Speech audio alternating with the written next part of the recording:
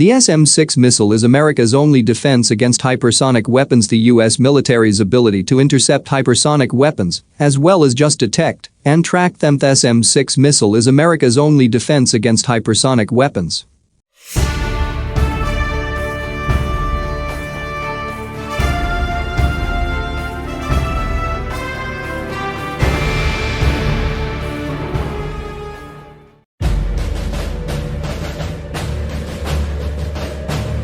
U.S. Navy Vice Administration.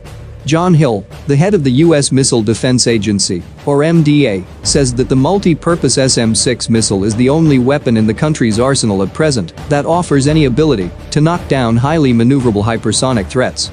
This comes after the agency disclosed plans last year to test an unspecified version of the SM-6 against an advanced maneuvering threat, a term typically associated with unpowered hypersonic boost glide vehicles, sometime in the 2024 fiscal year.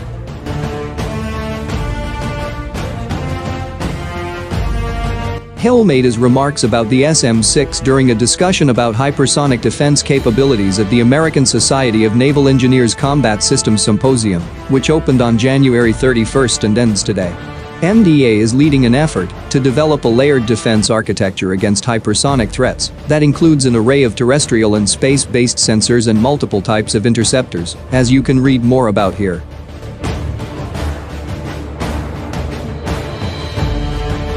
The SM-6 series is really the nation's only hypersonic defense capability, Hill said, without specifying any particular version of this missile. He added that these weapons have a nascent capability to engage incoming hypersonic threats that are maneuvering to a high degree.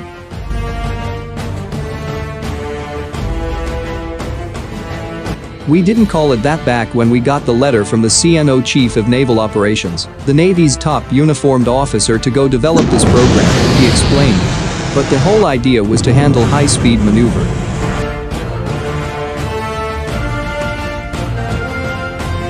Hill's comments are immediately interesting for a number of reasons. Currently, there are two variants of the SM-6 in service, the Block I and Block Iowa, while a third version, the Block IB, is under development. The Block IB missile is substantially different from the two earlier types, including its completely redesigned body and a larger rocket motor. It is expected to be able to reach hypersonic speed itself and therefore have greater capabilities against hypersonic threats.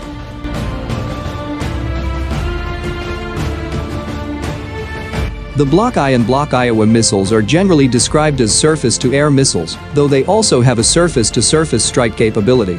In addition, they do have missile defense capabilities, but which are more typically described as the ability to engage incoming cruise missiles, as well as more traditional ballistic missiles or separate re-entry vehicles they release in the terminal phase of flight.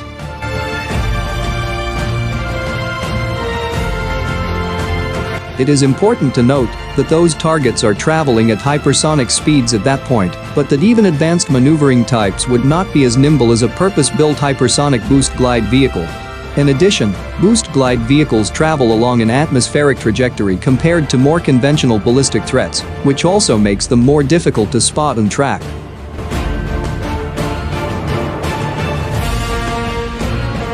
What Hill appears to have disclosed now is that the Block I and Iowa missiles already have at least some degree of capability against these more maneuverable hypersonic threats, or were at least designed with that capability in mind from the outset. It is possible that only some SM-6s currently in service have this particular ability as well, which might be the product of post-delivery modifications. Beyond that, the envelope in which an existing SM-6 is able to engage hypersonic threats could easily still be very small, and the missile might only be effective at all against certain specific types of targets.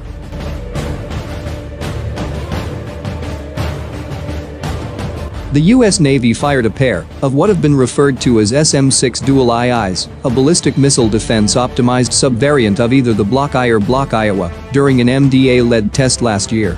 Those interceptors failed to knock down a surrogate for a traditional medium-range ballistic missile.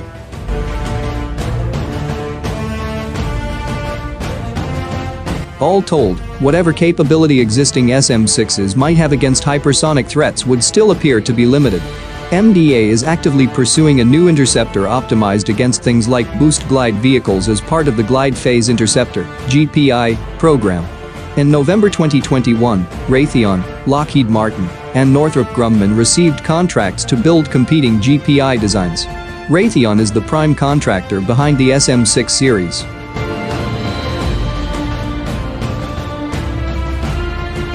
Interceptors of any kind are, of course, just one part of the hypersonic defense equation. Sensors able to detect and provide target-grade tracks of those threats are essential. The US military has already identified gaps in its capabilities in this regard and is working to fill them, including through the development of a space-based hypersonic and ballistic tracking space sensor, HBTSS. MDA has hired both Northrop Grumman and L3Harris to build prototype HBTSS satellites with the goal of starting on-orbit testing of the two designs in 2023. What the final HBTSS constellation might look like and how many satellites it might have, in total, remains unclear.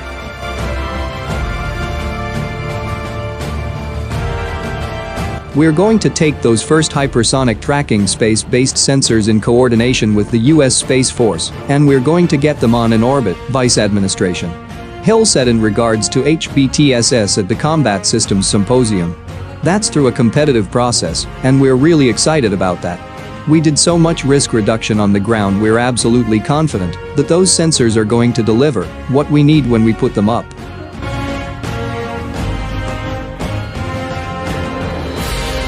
BTSS is only one of a number of space-based sensor programs underway within the US military that could support missile defense missions. This includes an effort that the Space Development Agency, SDA, is leading that is exploring the possibility of deploying a distributed space-based sensor and data sharing network using smaller satellites.